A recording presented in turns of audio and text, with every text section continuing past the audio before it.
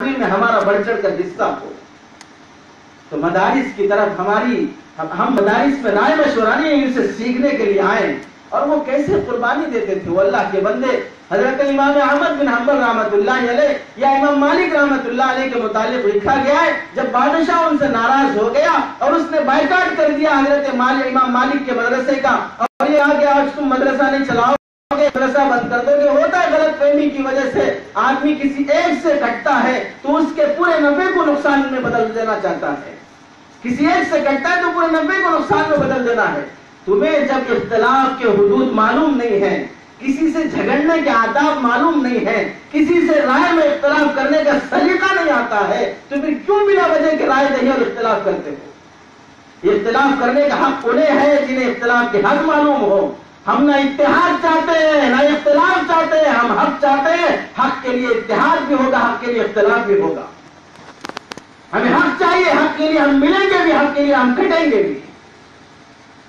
وہ اللہ کے بندے امام مالک رحمۃ اللہ علیہ کا جب بائیکاٹ ہوا, کئی میل دور سے طالب علم پڑھنے کے لیے آیا, مجھے علم حدیث حاصل کرنا ہے. یہاں مدینہ آنے کے بعد معلوم ہوا کہ بادشاہ ناراض ہے, مدرسے کا بائیکاٹ ہو گیا, وہ نہیں پڑھا رہے. پتہ معلوم کرتے ہوئے حضرت کے گھر پہنچا اور دروازے پہ دستک دیا. ایک نوکرانی باہر نکلی اور اس سے کہا کہ مجھے حضرت سے بات کرنا ہے. اس نے پوچھا کیا بات ہے؟ میں پڑھنے کے لیے آیا ہوں, حضرت سے علم حاصل کرنا چاہتا ہوں. باندی نے کہا منع ہے, بائیکاٹ اگر پڑھتے پڑھاتے ہوئے پکڑے گئے تو جیل میں جانا پڑے گا. کہا ایک بار حضرت سے بات کرا دو. حضرت باہر تشریف لائے. کہا کہ حضرت میں علم حدیث حاصل کرنے کے لیے اتنے 100 میل دور کا سفر کر کے آیا ہوں, مجھ پر احسان فرمائیے, مجھے علم حدیث سکھا دیجئے.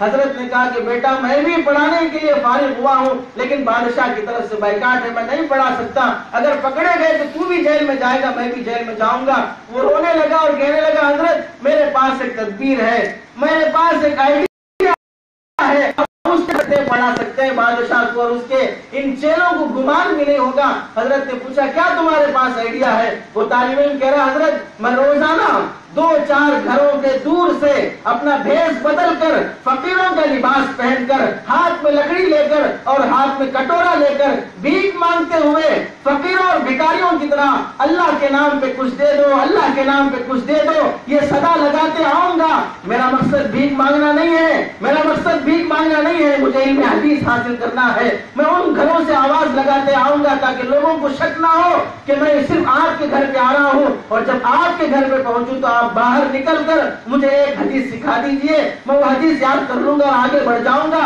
اس طرح میں علم حدیث حاصل کر لوں گا اور کسی کو گمان بھی نہیں ہوگا. امام مالک نے جب سنا تو آنکھوں سے آنسو نکل گئے. کتنا ذلیل ہو کر علم حدیث کے خاطر کتنا اپنے آپ کو گرا رہا ہے, اور علم کی کیسی اس بندے کے اندر عظمت ہے. حضرت نے کہا اگر تم اس حالت پر راضی ہو تو میں بھی پڑھانے راضی ہوں. دوسرے دن سے وہ فقیروں کا بھیس بدل کر ہاتھ میں کٹورا لے کر وہ گھر گھر اللہ کا آواز لگاتے ہوئے آتا ہے, کسی سے لیتا نہیں ہے. امام مالک کے دروازے پہ آتا ہے تو حدیث سن کے آگے بڑھ جاتا ہے. اس طرح کرتے کرتے پورا 1 سال وہ علم حدیث حاصل کرتا رہا. 1 سال کے بعد اس نے امام مالک سے 300 حدیثیں فقیری کے بھیس میں حاصل کی.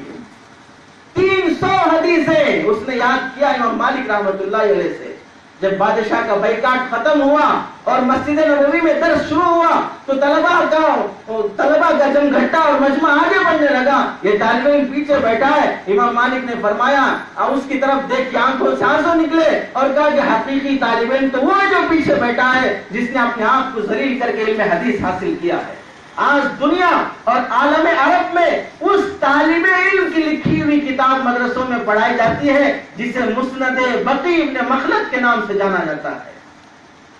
وہ چلا گیا لیکن اس کی قربانی آج بھی زندہ ہے, اس کی قربانی آج بھی زندہ ہے. ہندوستان میں وہ دارالعلوم دیوبند کی بنیاد ہے, جو سارے ہندوستان میں مدارس کی بنیاد اسی دارالعلوم دیوبند کا فیض ہے. علماء نے قربانیاں دی. جس انگریز کے زمانے میں مسلمانوں کو ٹارگٹ بنا کر, علماء کو ٹارگٹ بنا کر 3 سال کے عرصے میں ہندوستان میں 3 لاکھ قرآن مجید جلائے گئے, 55,000 علماء کو پھانسی کے پھندے پہ لٹکایا گیا. میرٹھ سے لے کر دلی کی جامع مسجد تک جتنے درخت پورے سڑکوں میں لگے ہوئے تھے, پورے سڑکوں کو پھانسی کا پھندا بنایا گیا. کوئی درخت ایسا نہیں تھا جس پر کسی عالم کی لاش نہ لٹکتی ہو. خود انگریز رائٹر ٹامسن یہ کہتا ہے میں دلی کے پیچھے گیا, میرے اپنے خیمے کے پیچھے تو بدبو آنے لگی, میں نے دیکھا کیا ہو رہا ہے, 40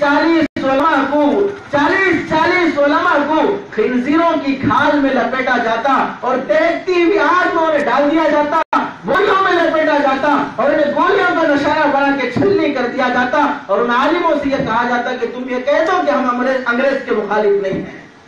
لیکن اللہ گواہ ہے, مجھے پیدا کرنے والا گواہ ہے کہ کسی ایک عالم نے یہ نہیں کہا کہ ہم انگریز کے مخالف نہیں ہیں, ہم کل بھی تیرے خلاف تھے, آج بھی تیرے خلاف ہیں.